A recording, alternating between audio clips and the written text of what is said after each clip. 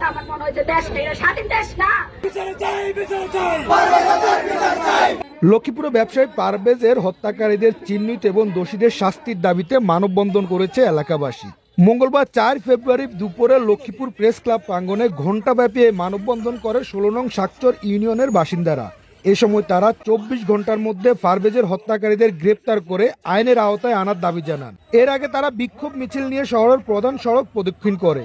মানববন্ধনে বক্তব্য রাখেন নিহত পারভেজের মা রুনা বেগম, বোন সাথী আক্তার। এছাড়াও এলাকাবাসীর মধ্যে বক্তব্য রাখেন আমির আহমেদ রাজু, মোহাম্মদ লিটন, আব্দুল হালিম সাকিব, মোহাম্মদ ফিরোজ আলম, আমির হোসেন সহ আরো অনেকেই। ২৪ ঘন্টার মধ্যে পারভেজের হত্যাকারীদেরকে আইনের আওতায় আনবে এবং অতি দ্রুত পারভেজের লাশ তার পরিবারের কাছে পোস্টমর্টম শেষে হস্তান্তর করে তাকে দাফনের কাজে প্রশাসন আমাদেরকে সহযোগিতা করবে।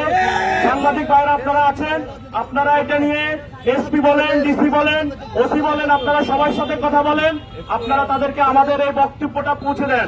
আমরা ২৪ ঘন্টা সময় দিয়েছি প্রশাসনকে। যদি প্রশাসন আমাদেরকে ২৪ ঘন্টার মধ্যে হত্যাকাণ্ডের সুস্পষ্ট কোনো ব্যাখ্যা দিতে না পারে এবং তারা এই হত্যাকাণ্ডের সাথে জড়িত তাদেরকে আইনের আওতায় আনতে না পারে, তাহলে শাকচরের মানুষ আবারও রাস্তায় নামতে বাধ্য হবে। দ্বিতীয় দিন যখন সদর থানায় জিডি করা হয়, জিডি করার পরে আমরা দেখতে পেরেছি প্রশাসন আস্থার সহিত কাজ করে নাই। তারা নানা রকম চলাচাতুরির অংশ নিয়েছে। তাই আমাদের বিশিষ্ট ব্যবসায়ী পারভেজ হত্যাকাণ্ডের শিকার হয়েছে। তারা যদি চাঁদা তাকে জীবিত উদ্ধার করতে পারত। তাই আমরা এই হত্যাকাণ্ডের তীব্র নিন্দা প্রতিবাদ জানাই। গত ৩১শে জানুয়ারি রাত্রেবেলা পারভেজ হারানো গিয়েছে। পারভেজকে আমরা কিন্তু আপনি থেকে খুঁজে পাচ্ছি না। এরপর থেকে পারভেজের ফোন অফ। কিন্তু গতকালকে আমরা যখন শুনছি পারভেজের মোবাইলের নাম্বারটা যখন ট্র্যাক করে আসছে প্রশাসনের মাধ্যমে, তখন পারভেজের মোবাইল নাম্বারটা যেখানে পাওয়া গেছে ঠিক ওখানে প্রশাসনে পারভেজের লাশটাকে খুঁজে পাইছে।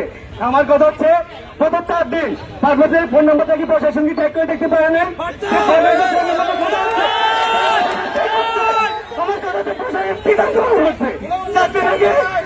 গতকালকে যেভাবে পারভেজের ফোন নাম্বারটা ট্র্যাক করা হয়েছে ৪ দিন আগে কেন করা হয়নি, ৩ দিন আগে কেন করা হয়নি? এটা আমার ভাই অর্থ হতো না, আমার ভাইকে ফোন করা হতো না। ৩১ তারিখ দিন রাত্রে যদি পারভেজের ফোন হোক, ওই সময় যদি ফোন নাম্বারটাতে যদি প্রশাসন যাচাই করতো সে ফোন নাম্বারটা কোথায় আছে, তাই আমার ভাই হত্যা হতো না। এই জন্য আমি প্রশাসনের ব্যর্থতার দায় প্রশাসনকে নিতে হবে। আর আমার এই ভাইয়ের হত্যাকারীর সঠিক বিচার চাই, তদন্ত চাই। যারা আমার ভাইকে হত্যা করেছে তাদের উপযুক্ত বিচার চাচ্ছি আমি। সমাজ থেকে একজন করে গুম হয়, আমি এটা বুঝে আসি না। তাই আমি প্রশাসনের দৃষ্টি আহ্বান জানাচ্ছি, আপনাদেরকে উদাত্ত আহ্বান জানাবো, এই আমাদের পারভেজ কাকার হত্যা যারা করেছে তাদেরকে বিচারের আওতায় এনে প্রথমত শাস্তি দেওয়ার জন্য আমি আমার পক্ষ থেকে এবং সচ্চরের সমাজের সকলের পক্ষ থেকে যারা আমার পারভেজের মারা গেছে তাদের পরিবারের পক্ষ থেকে একইভাবে দাবি জানিয়ে দিচ্ছি। কারো জীবনে ক্ষতি করো না, কারো জীবনে দুটিয়া বাড়ি কেন আমার আমি চাই আমার হত্যাকারীর বিচার চাই, আমার বিচার চাই। আমরা বরিশালের কাছে যখন আমি শনিবারে রাত্রে এখানে আইসি, মোবাইলের প্যাকেটটা আছে, প্যাকেট পর্যন্ত নিয়ে আইসি। আমার এই ফোন ট্র্যাক করে আমার ভাই আমার লাস্ট না আমার কাছে। আমি যখন কল দিছি সবাই কারোর ফোন ধরে না, দুপুর 3:30 আমার ফোন ধরছে, ধরে রিসিভ করি, কথা বলে না, ওটা ফোন থেকে কল দিলে ব্যস্ত। পরের সময় এটাও কইছি আমার ভাইয়ের ফোনের লোকেশন সর্বিতে ট্যাগ করা হয়েছে, এরা চুপ করেই আছে। আমরা মহিলারা কি করি, বাড়ি থেকে মাথা মারামারি করতেছি, এরা এখানে কিচ্ছু করে না।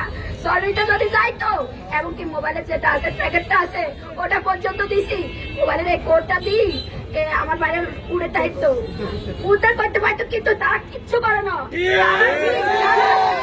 কিচ্ছু করে না।